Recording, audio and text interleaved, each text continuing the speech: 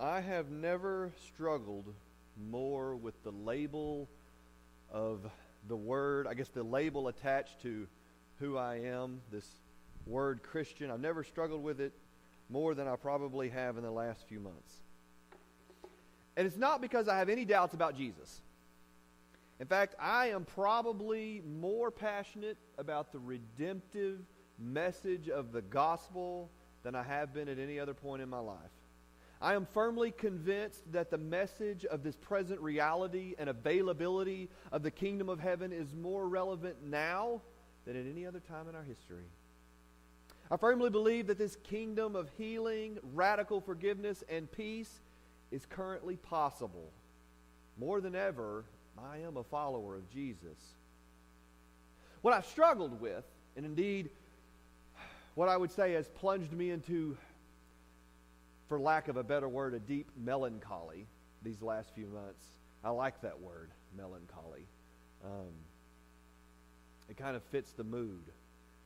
Is what I have seen Western Christianity become during these last few years. Particularly the branch I kind of grew up in, largely labeled evangelicalism. See, more and more it seems to be obsessed with wealth and earthly power than at any point in its history. The movement began so well in the early 20th century. This sort of personal revival movement. It was popularized by the Crusades of Billy Graham. And it emphasized this personal relationship with Jesus, which I love, by the way. I love that, using that phrase, because it dovetails nicely with my whole theology on following Jesus. You have to know somebody to follow them. So I've always loved that, this relationship with Jesus. But what I've seen it degenerate into has absolutely floored me.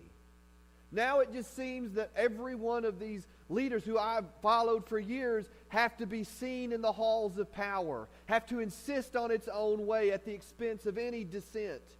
It is convinced that it is the only right way, and all others must bow to it. It has zero humility about anything. I admit I feel like a stranger sometimes in my own movement.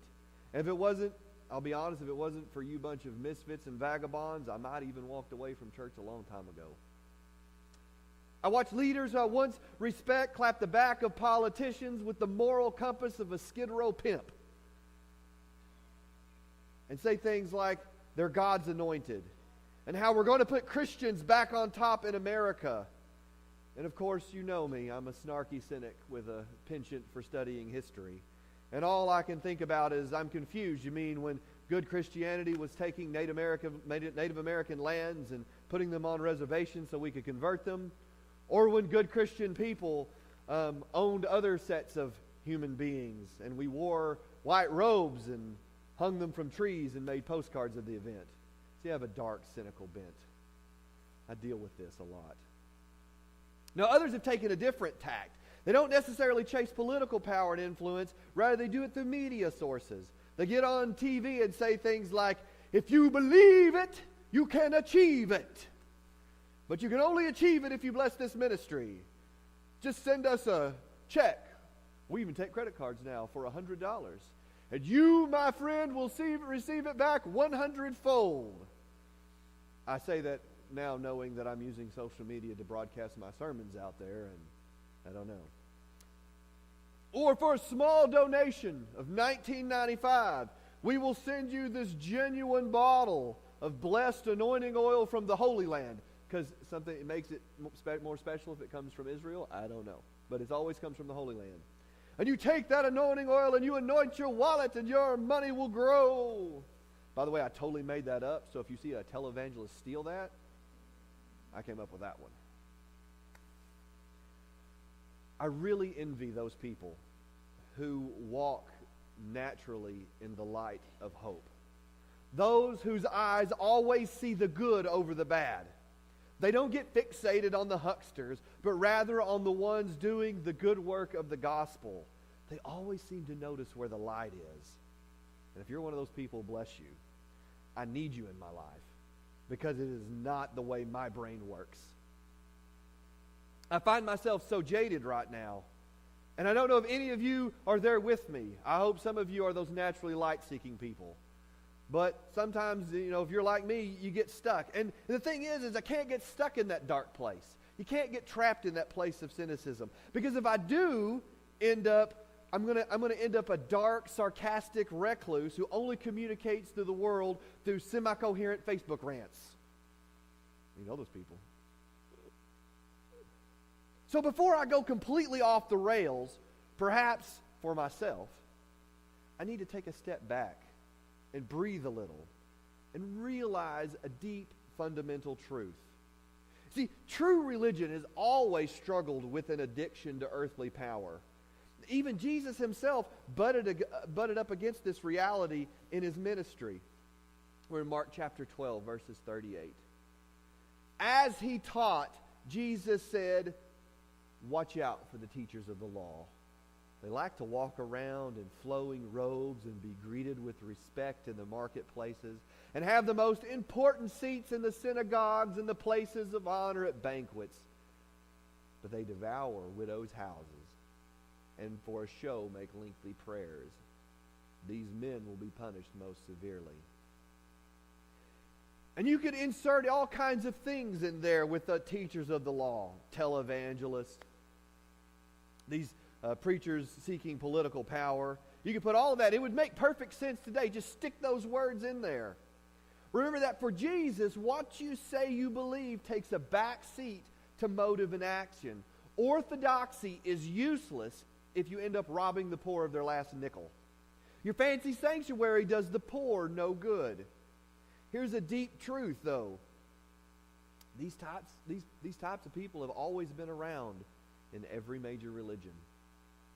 Religious belief has always been subject to abuse by those who would use it for personal advancement.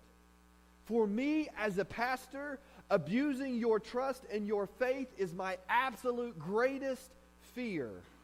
See, I don't read stories about the Pharisees and the teachers of the law to point my fingers at others. That's just a byproduct. But to examine my own heart and to probe the depths of my own commitment to the cause of Christ. Because I know that I have those tendencies. I naturally struggle with really liking money and squeezing it so hard that, you could see Thomas Jefferson in Monticello on the nickel. I struggle with that. I struggle with the need of respect, to have my ministry validated. It's why whenever I preach, a lot of times I may go overboard with my personal rules about dealing with finances. And it's frankly probably why I share a little too much with you about my own struggles. Because I fear becoming a Pharisee so much. Thus, when I see others doing it, I get so mad and frustrated. Because here's the old rule. The sin you protest the most about is probably the one you're struggling with yourself. So let that sink in for what you see a lot of TV preachers when they preach about something. So what is the solution? What are we to do?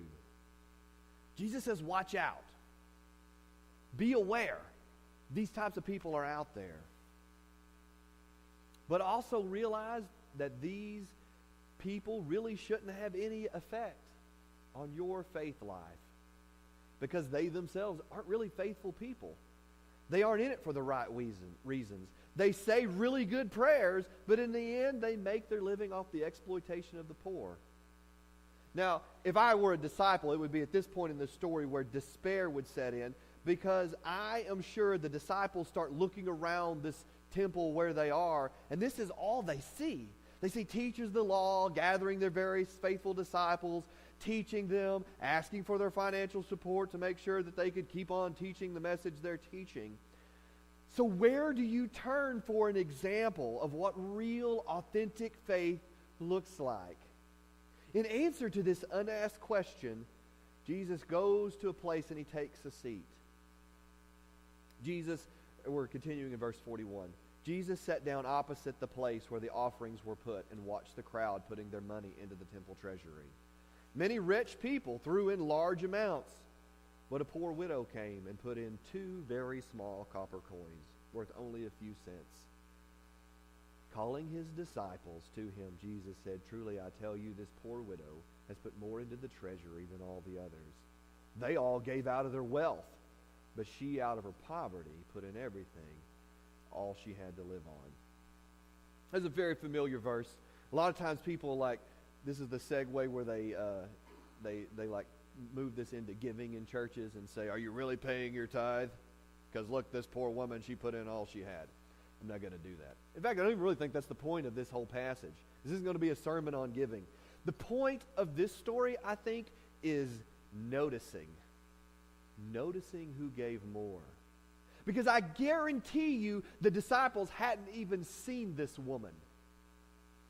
Rather, they were busy noticing all of the splendor that they were partaking of being in the temple for the first time. As we can infer from the verses that follow this one.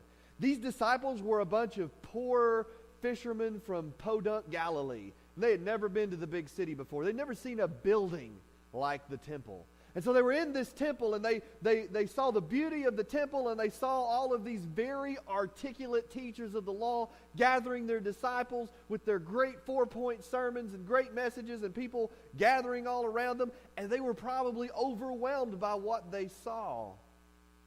But in this opening salvo, Jesus says, ignore all that. Ignore the big fancy building. Ignore all of these other people that are gathered around in this place. They don't really teach anything useful. And in the second part of the story, Jesus says don't pay attention to the wealthy people either. They aren't really giving that much money. Now I can see the look of incredulity on the faces of the disciples. What do you mean they aren't giving anything? Look at the bags of money they are throwing in. You know, this is the day before checks or even bills. So when you threw money into the temple plate, you threw money. It was a bag full of coins. You could toss it in there.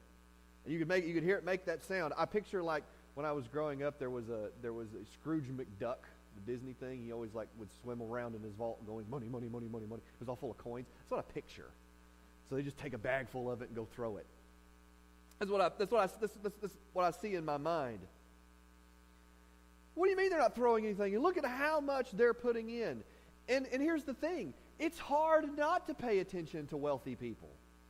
Like they're the ones that naturally draw your eyes and draw your attention. If you've ever been in a situation where you're surrounded by them, they're dressed nicer, they're usually more articulate, you know. As I said up here in I'm going hiking after church today. That's why I'm dressed in what I'm dressed in. They're the ones that naturally draw our attention. The wealthy, the powerful, the beautiful celebrities, they naturally draw the focus of the masses. And it's easy to pay attention to them. I mean, even today, the wealthy, they donate large sums of money to worthy causes. And they get write-ups in the society pages about their generosity, and their names get slapped onto buildings at universities and hospitals and that kind of thing. But Jesus says, so what? Big deal. Sure, they donated a large sum of money, but they're still rich. They still have more money back home than most people will ever see in their lifetimes. Rather, stop measuring things through this worldly perspective and rather see things through a kingdom eyes. And what I want you to notice here is this juxtaposition. In the previous section, Jesus tells the disciples that you shouldn't listen to the rich teachers because they devour widows' houses. And then immediately after that, it is a poor widow who Jesus holds up as the example of the kingdom. The widow who is being abused by power is the one who truly knows the way. But here's the thing. You have to look for her. Never in a million years would the disciples have paid any attention to a little old stooped woman making her way to the offering plate, tossing in a couple of bucks. I admitted earlier in this sermon that I found myself in a particularly dark place these past few months. I like to use the expression, the valley of the shadow from Psalms. It all kind of came to an apex this week. I knew I needed to recapture some hope or I was going to end up in a really dark, dark place. I needed to see something real. Now, as God does so often with me, I don't get that nice, neat little aha moment where I'm magically transported to a land of sunshine and rainbows. I envy people that live there, and I envy people that get that. In fact, I've never really been to the land of sunshine and rainbows. I kind of see it, but I have a natural cynical bent. But I like to be able to see it, and I've not even been able to see it. And that's never happened to me. I really appreciate, I said that earlier, I really appreciate those naturally optimistic people in my life. I need them. I just can't be one. But sometimes I linger too long in the land of dark shadow of cynicism. And I need to be led back out of my own head. Because as someone who thinks a lot, I have a tendency to orbit my own thoughts. And that's not always a great place to be. That's what happened to me this week. I needed my notice to be refocused on where the kingdom is. Because I won't naturally look for it on my own. Just like when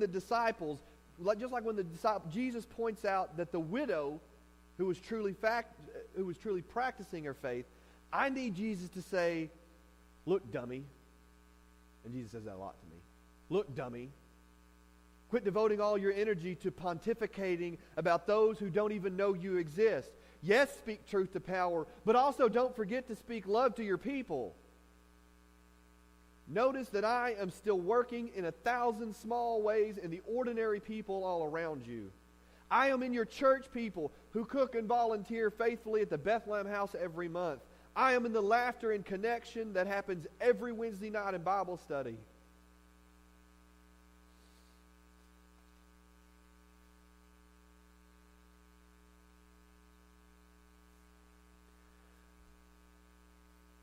I'm in your son. When a new student calls him her friend because he helped her in math.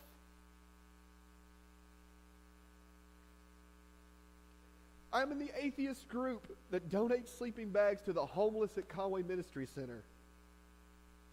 I am in your sister Hispanic church as they dance and sing and give for 3 hours on a Saturday night. Actually, it went a lot longer than that. I left at hour 3. They had their anniversary service last night.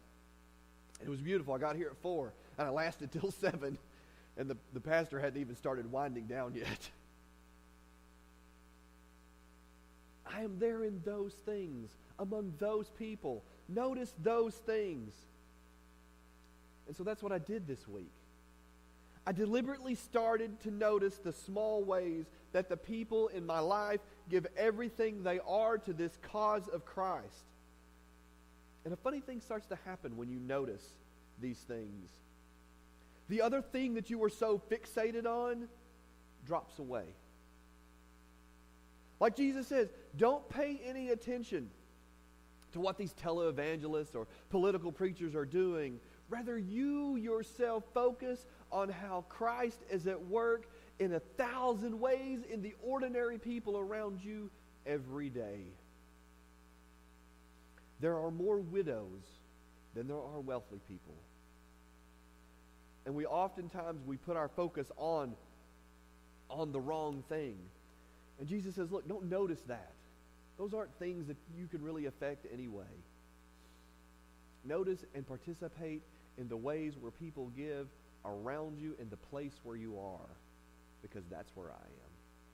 Dear Heavenly Father, I love you so much, and I thank you for this day and this chance to be here and gather here, God, and to work on really the focus of your kingdom. And God, I pray for myself, number one. I know I have a cynical and sarcastic bent to the world around me, and my prayer is that you would continue to be with me on this journey of noticing.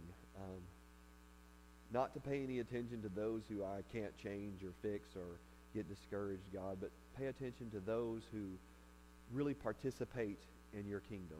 The ones that they don't seek recognition, God, and they're sometimes hard to see.